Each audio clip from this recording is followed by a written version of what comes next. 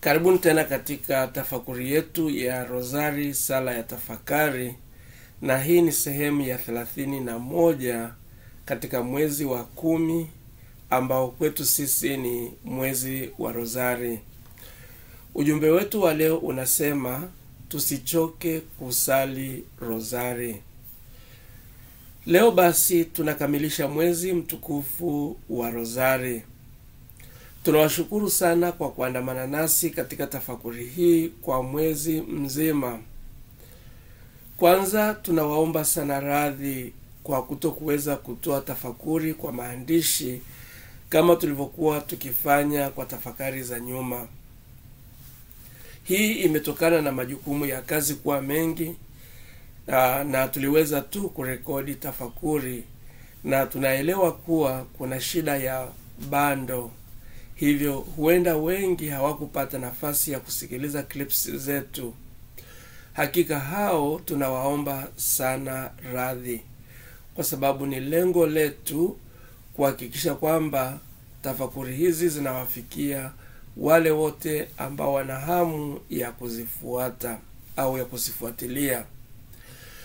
Wengi walitufuata inbox na kuuliza kulikoni hawapati posti za maandishi, nasi tukawajulisha changamoto tuliyokuwa nayo. Lakini pamoja na tatizo hilo, tulifurahishwa na maswali mengi tuliyopata inbox ambayo yalibeba ujumbe au yalibeba jumbe karibu zote za tafakuri yetu.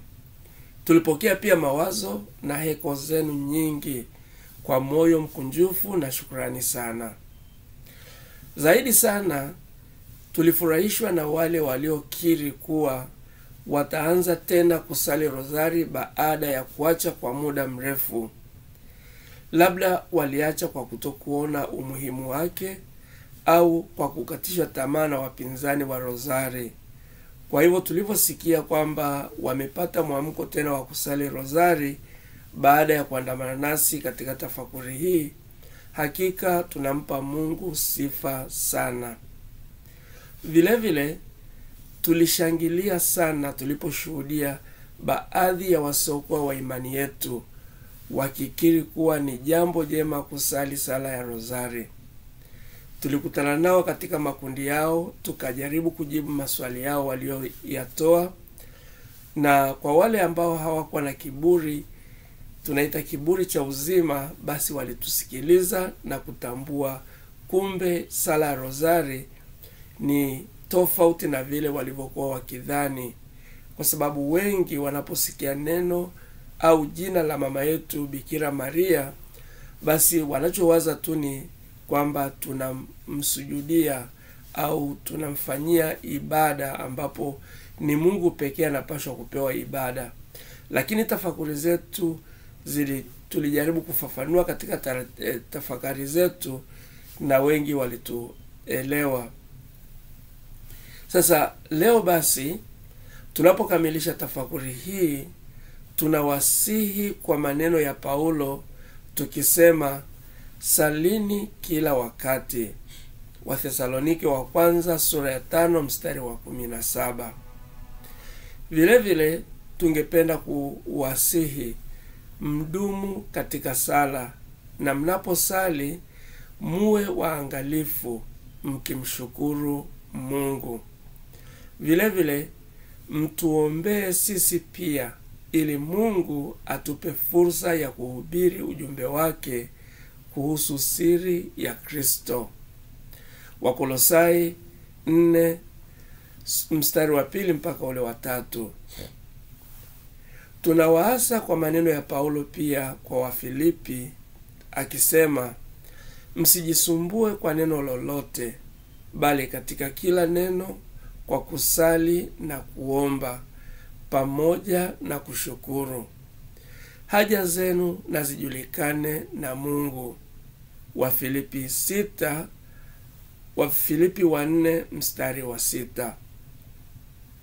Hivyo basi salini daima mkiomba msaada wa Mungu.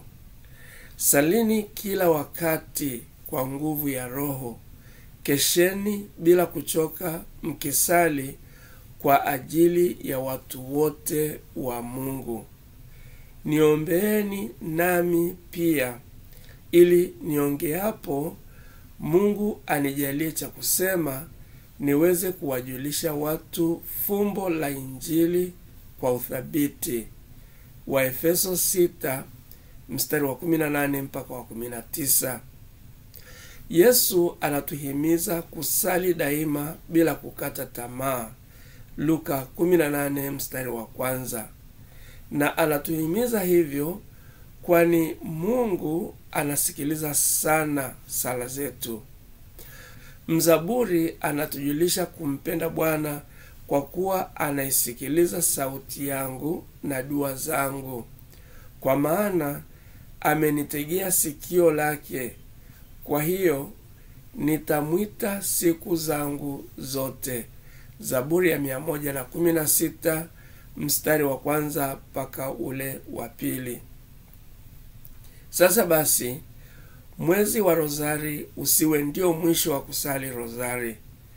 Tuendelee kusali rozari daima, kwani ni sala inayotuweka karibu sana na Mungu tunapotafakari maisha na safari nzima ya Bwana wetu Yesu Kristo ya ukombozi wetu.